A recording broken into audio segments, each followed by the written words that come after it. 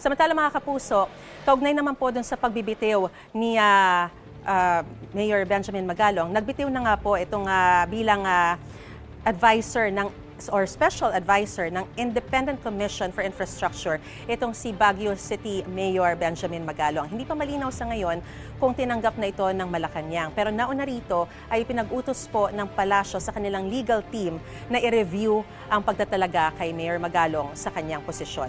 Narito po ang unang balita ni Jonathan Andal. Mayor Benji Magalong, Special Advisor, and who will act as investigator for the ICI.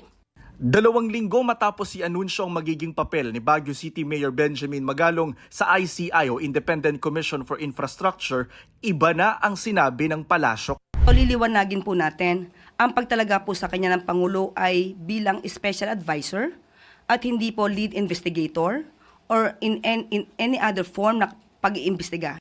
Kinagabihan, nag-resign si Magalong sa ICI. Sabi niya sa liham na ipinadala kay Pangulong Bongbong Marcos ang pahayag daw ng palasyo tungkol sa kanyang trabaho na taliwas daw sa nakasaad sa kanyang appointment ay nagpapahina raw sa tungkulin at mandatong ipinagkatiwala sa kanya. Nagkaroon na rin daw ng duda sa kanya bilang bahagi ng ICI. Naging malinaw niya na hindi na kailangan ng kanyang serbisyo. Nagsorry si Magalong sa mga taga Baguio dahil naging busy raw siya sa ICI. Ang pahayag na ito ni Magalong binanggit ni Yusek Castro sa kanyang briefing nang i-anunsyo niyang pina-review ni Pangulong Bongbong Marcos sa legal team ang pagtalaga kay Magalong. Binanggit din ni Yusek Castro na may mga puna ng pagbibigay kay Magalong ng trabaho bilang ICI Special Advisor habang siya ay mayor. Sabi ng isang labor group, labag sa konstitusyon ang 2 trabahong binigay kay Magalong. Nakasaad daw kasi sa Section 7 Article 9B na ipinagbabawal ang mga nahalal na opisyal na ma-appoint sa kahit anong opisina ng gobyerno habang sila'y nasa termino pa, maliban na lang kung payagan ng batas o required sa hinihinging trabaho ng kanilang posisyon. Binanggit din ng palasyo ang puna na posibleng umanong may conflict of interest lalo't may tennis court at parking area project sa Baguio na ang kontraktor ay St. Gerard Construction Company, kumpanyang pag-aari ng mag-asawang Sara at Curly Discaya na sangkot sa mga maanumaliyang proyekto sa gobyerno. Dati nang sinabi ni Magalong na ang proyekto maayos na isagawa at alinsunod sa batas.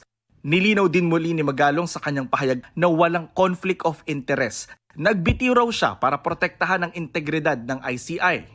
Anya, hindi madali ang magbitiw pero naniniwala siyang kailangan niya itong gawin. Kahit wala na siya sa ICI, itutuloy niya ang laban kontra korupsyon.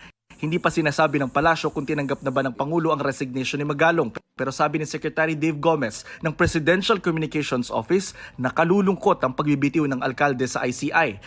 Gate ni Gomez, mas mataas sa kahit na sino ang hinihingi ng taong bayan mula sa ICI. Iginagalang daw ng palasyo ang independence ng komisyon at dapat daw hayaan ito sa pagganap ng kanilang mandato. Itong unang balita, Jonathan Andal para sa GMA Integrated News.